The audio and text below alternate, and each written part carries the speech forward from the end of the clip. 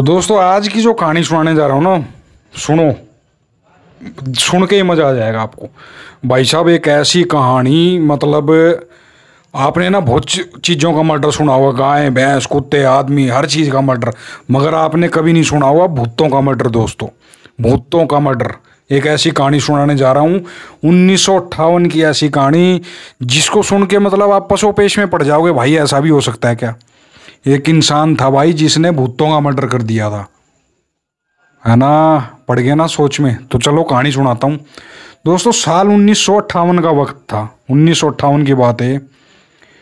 तो भुवनेश्वर उड़ीसा का एक जिला है, वहाँ पे एक गांव था रास गोविंदपुर, बड़ा गजब का गांव, चारों तरफ खजूर के पेड़ों से ढका हुआ गांव, बड़ा शानदार गजब का गांव। तो वहाँ पे दोस्तों एक वो था आपका जो जहाँ पे जहाज लैंड करते हैं ना, एयरपोर्ट, छोटा सा एयरपोर्ट था। लोकल कुछ एक आधा जहाज उतर गया तो उतर गया, नहीं तो नहीं उतरा। तो कुछ समय बाद ना दोस्तों वहाँ की हवाई पट्टी जो है कंडम हो गई, वहाँ कोई भी जहाज नहीं उतरता था, सब बंद हो गया जी सिस्टम। तो वहाँ पे क्या था, वहाँ जो मशीनरी थी ना जहाज की, जो उसे ठीक करने के लिए हुआ करती थी, जो लगाई गई थी, उसे इतने भारी भरकम बोझे को सरकार ने उठाना ठीक नहीं समझा। सरकार ने सोचा भाई चलो यहीं पड़ी रहने दो, इसको उठाएंगे उतना, उससे ज़्यादा तो पैसा लग जाए जितने का ये माल है। अब क्या हुआ, वो माल वहीं पे पड़ा रहा, मशीनरी, और जहाज़ों ने तो उतरना बंद कर दिया था। अब धीरे धीरे क्या हुआ भैया, चोर मचाए शोर, चोरों की तो चांदी कट गई वहाँ। और चोरों ने क्या किया दोस्तों, धीरे धीरे करके पहले दिन नट खोल ले, फिर बोल्ट खोल ले, फिर पतरा खोल लिया, फिर एक राड निकाली, फिर दो राड निकाली, ऐसे कर करके धीरे धीरे उन्होंने जो है लोहा चुराना शुरू कर दिया। भाई कमाल हो गया भाई, चोरों की भी चांदी कट रही थी। अच्छा, अब सरकार ने देखा भाई ये तो नुकसान होए जा रहा है, क्या किया जाए।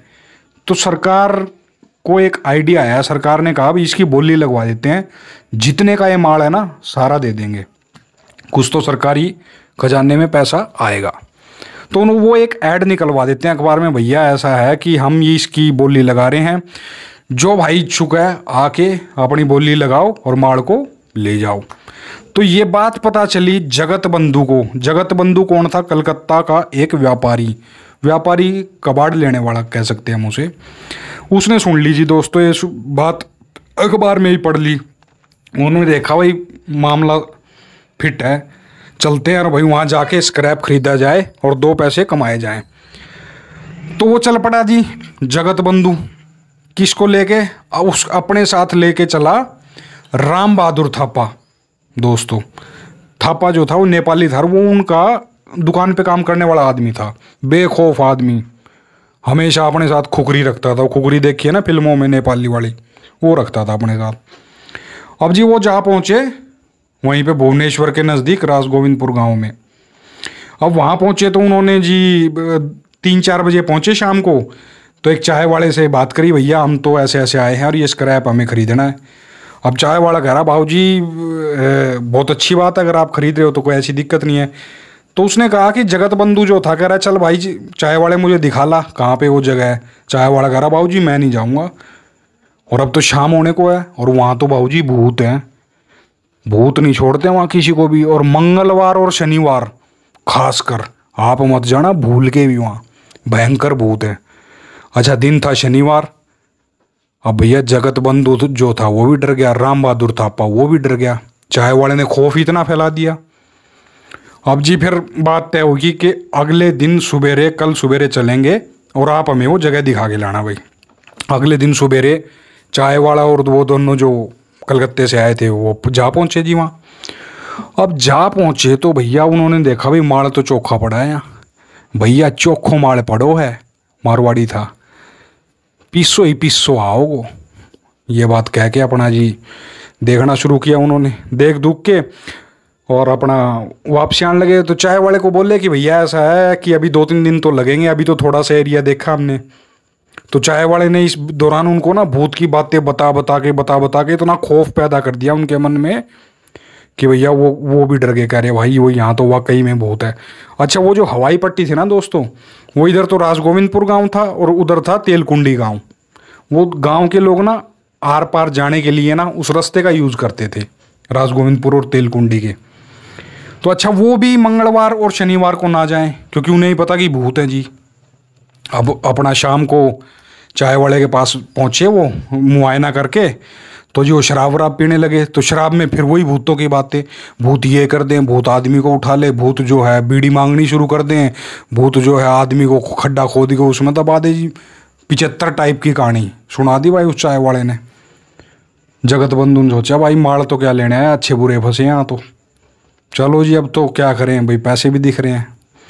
अच्छा फिर क्या हुआ दोस्तों, अगले दिन उन्होंने फिर गए वहाँ पे और देखा भी सिस्टम बाजी, हाँ ये भी अच्छा है, कमाई हो जाएगी।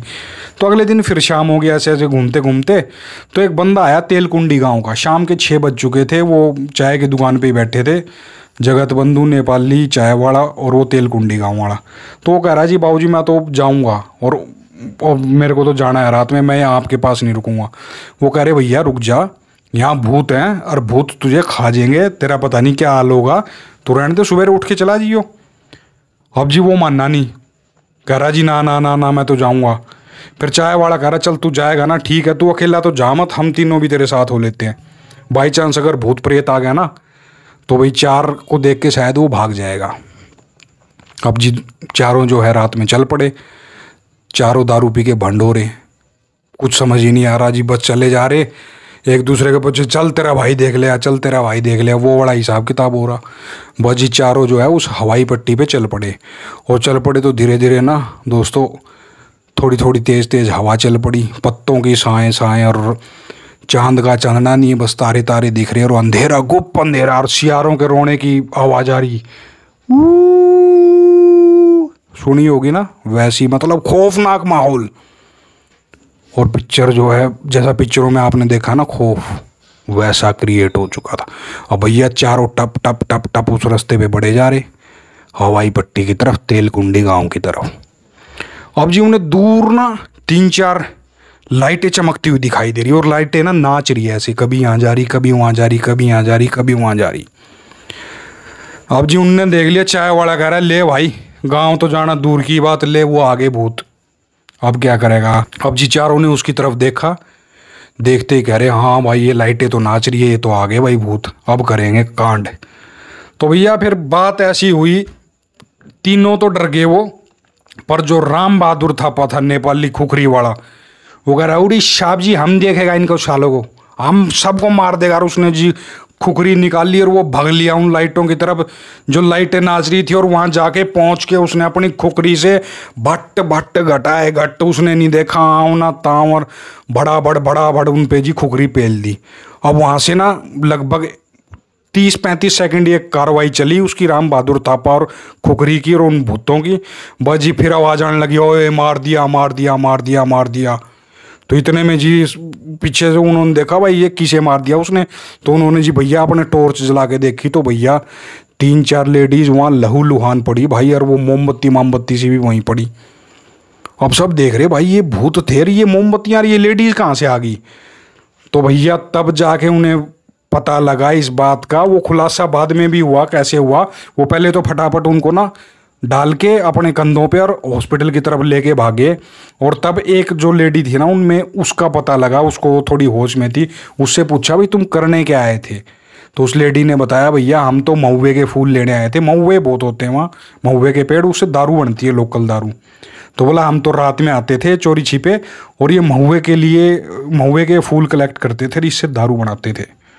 अब जी जो थापा था, वो थापे ने तो बहुत समझ के कर दिया उनका कांड भाई। 3 लेडीज तो ऑन द स्पॉट मर गई, चौथी जो थी वो लगभग थोड़ी सी बची थी। चौथी लेडीज जो थी ना उसके गंभीर चोट नहीं आई थी भाई, उसके ठीक थोड़ी बहुत चोट आई थी, और उसने ये सारी बात बताई भाई। अब ये बात सुन के सबके पैरों के तले से नीचे ज़मीन खिसक गई। बोला भैया अब तक जिसे हम भूत समझ रहे थे, जिसे गांव भूत समझ रहा था, जिसे ये मतलब जिला भूत समझ रहा था, वो तो महुए के फूल चुराने वाली कुछ औरतें थी भैया। अब जी उसको थापे को पुलिस ने पकड़ लिया, पुलिसकारी आ जा बेटा चल बैठ थाने में। अब जी उस पर चल पड़ा केस में देखे दोस्तों बड़ी अच्छी दलील लगाई, और ये ना आज तक भी इस केस का रेफरेंस दिया जाता है। पहला ऐसा केस था राम बहादुर थापा वर्सेस उड़ीसा गवर्नमेंट, या आज भी इसकी ना मतलब वो दिया जाता है, इसको रेफरेंस दिया जाता है। इसका पहला ऐसा केस था जो भूतों का मर्डर था।